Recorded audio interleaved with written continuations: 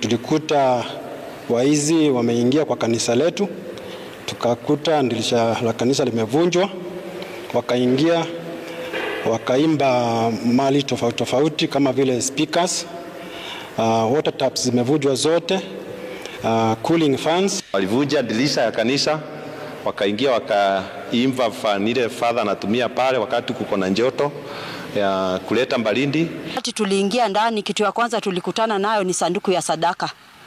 Mchungaji akaniambia huku kumevunjwa.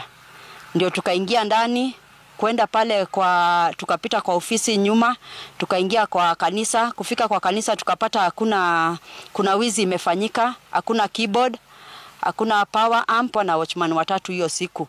But wakati tuliwatafuta tukaambiwa tukapata hawajakuwa. Wawili wakapatikana mahali wamelewa na mmoja akapatikana kwa nyumba yake. Walikuwa ni wanne, walikuja wakafunja hii mlango. Maana naisha hapa. Lakini nilikuwa na mwenzangu na siku hiyo wako alienda kesha mahali pengine. Wakasema wanataka pesa. Ndio sio mahali pa kuacha pesa. Pesa zimeenda mapastors. Kama mnawajua kwa nendeni mkawachukua. Wakatoa speaker huko na huko. Kuna masufuria kina mama yalikuwa hapa ndani. Wakatoa. Kuna vikombe wakatoa. Kwa kuna service hiyo mambo baada ya kutokea. Hiyo service tukasuspend. Tukaanza kushughulika na vile naweza kutibiwa na kuandikisha maripoti kwa polisi. Saa nyingine ni vigumu, ila saa nyingine tunaweza kutumia wadugu ambao wameokoka wako makanisani, wanajaribu kulinda pale.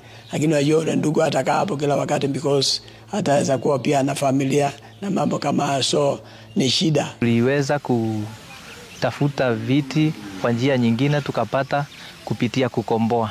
Kuna watu huwa wanakondisha viti, tulienda tukakondisha ili at least washirika wapate mahali pa kukalia. Hii sehemu ya Murera, Juja, kati ya hawa wachungaji 300, nusu yao wamewahi kuibiwa vyombo vyao kanisani, vimeibiwa zote, wameanza mpya.